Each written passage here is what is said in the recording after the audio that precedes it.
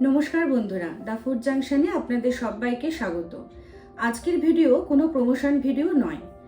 আমি বেশ কিছু নেমন্তন্ন বাড়িতে গিয়ে এক ক্যাটারিং দাদার আন্ডারে রান্না আমি খেয়েছিলাম এবং প্রতিটা বাড়ি এত সুন্দর রান্না খেয়েছি। তো তখন মনের মধ্যে একটা ইচ্ছা ছিল যে যদি কোনো সময় সুযোগ হয় তাহলে আমার দর্শকদের জন্য আমি রান্নার রেসিপিগুলো নিয়ে আসবো। তো সেই রকমই একটি সুযোগ আমার হয়ে গেছে।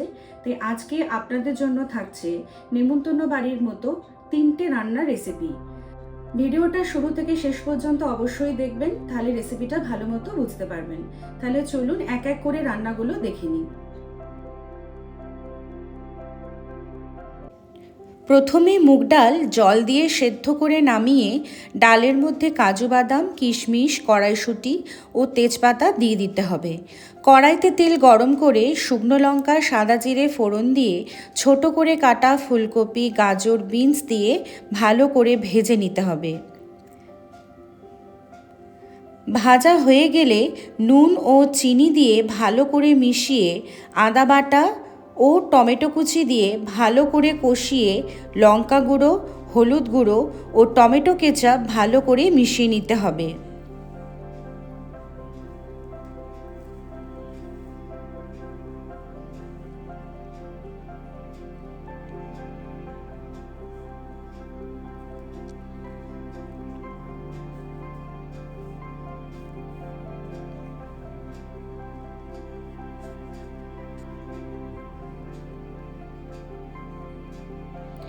এবার সেদ্ধ করা ডাল ঢেলে ফুটিয়ে নিতে হবে।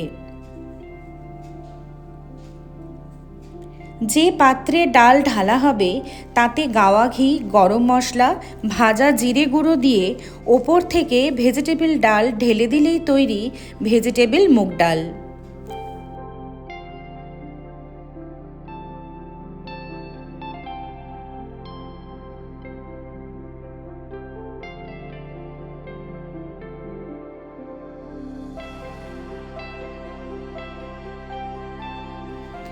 নুন হলুদ দিয়ে প্রথমে এঁচোড়কে নরম হওয়া পর্যন্ত সেদ্ধ করে নিতে হবে। তারপর গরম তেলে লাল করে ভেজে আলাদা করে তুলে রাখতে হবে। এবার কড়াইতে গাওয়া ঘি গরম করে তাতে শুকনো লঙ্কা ও অর্ধেক রসুন বাটা দিয়ে সামান্য কষে চিংড়ি মাছ দিয়ে দিতে হবে।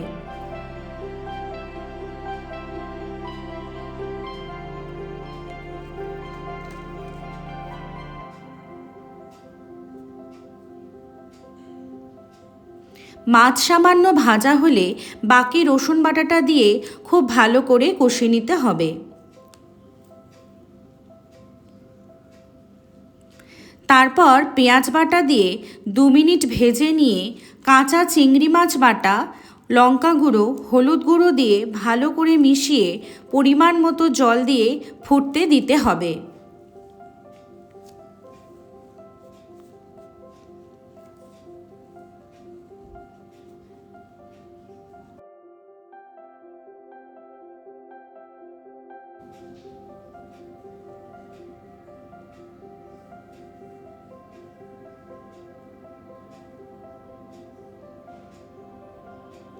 এই সময় কড়াইতে কাশ্মীরি লঙ্কা গুঁড়ো, কাঁচা জিরে গুঁড়ো, ধনে গুঁড়ো আবারও ভালো করে মিশিয়ে নিয়ে কাজু বাদাম, পোস্ত, চারমগজদানা বাটা ও মশলা ধোয়ার জল দিয়ে কষাতে হবে।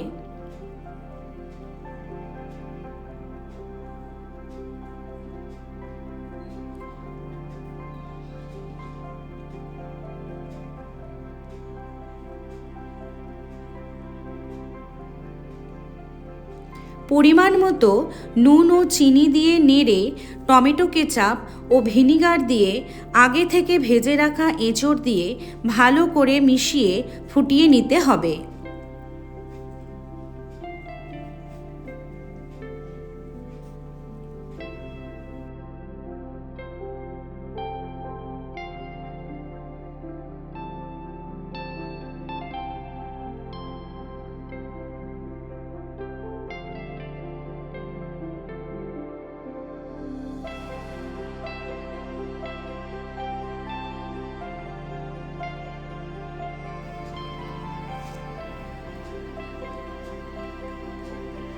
এই সময় ওপর থেকে গরম তেল ঢেলে আরও কিছুক্ষণ ফুটিয়ে নিলেই তৈরি এঁচোড় চিংড়ি।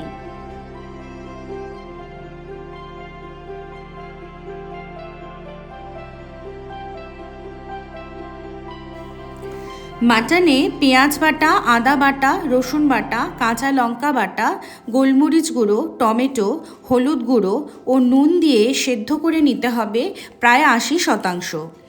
এরপর মাংসের ডেচকি নামিয়ে ঢাকা দিয়ে রাখতে হবে কমপক্ষে 1 ঘন্টা। ঘণ্টাখানেক বাদে আবার ডেচকি গ্যাসে বসিয়ে 5 থেকে 10 মিনিট ফুটিয়ে আবারও ঢেকে দমে রাখতে হবে গ্যাস থেকে নামিয়ে।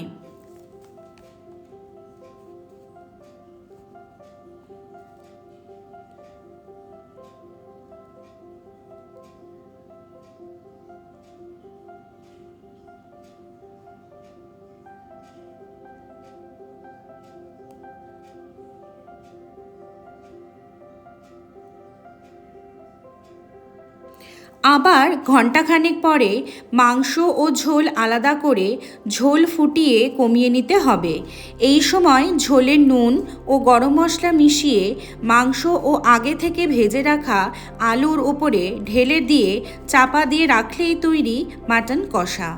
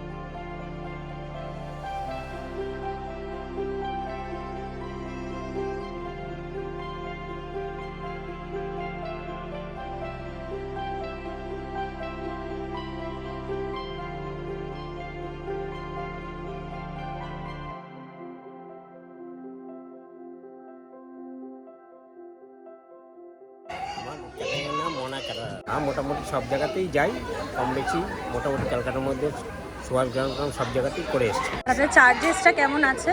চার্জে মোটামুটি মেনু হিসাবে চার্জ হয় 800, 900, 500 লোকের কাজ আছে, সেখানে আমাদের মেনু যেমন 800 টাকা মেনু আছে।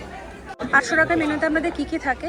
এর মধ্যে যে তন্দুরি নান আছে, তন্দুরি বাটার নান, তারপরে চিকেন কাবাব, চিকেন হরিয়ালি কাবাব, চিকেন রেসপি কাবাব, এগুলো সব স্টার্টারে? এগুলো সব স্টার্টারে। তারপরে আইসক্রিমের স্টল, তারপরে ব্রাউনি, ডেজার্টের ব্রাউনি আছে, হট গোলাপ জামুন আছে, আমপানার স্টল আছে, তারপরে পানের স্টল। এগুলো সব ওই 800 টাকা? সবার মধ্যেই। বাহ। আর মেন কোর্সের মধ্যে কোনো মানে কি কি আছে? বাটার তন্দুরি নান, বাটার পনির মশলা, তারপরে আপনার ভেটকি পাতুরি, মটন কষা, পি রাইস, চাটনি পাপড়। এই ডেজার্টে তো হট গোলাপ জামুন আর ব্রাউনি এটা রয়েছে। আপনার ফোন নাম্বারটা একটু বলে দিন। 9830171338। আপনার সঙ্গে কেউ যোগাযোগ করলে আপনি কলকাতার যে কোনো জায়গায় এবং কলকাতার বাইরে গিয়েও কাজ করেন। ওকে, থ্যাংক ইউ। আশা করি আজকের ভিডিও আপনাদের অনেক ভালো লেগেছে। যদি আপনাদের খুব ভালো লেগে থাকে তাহলে অবশ্যই লাইক করে দেবেন, শেয়ার করবেন।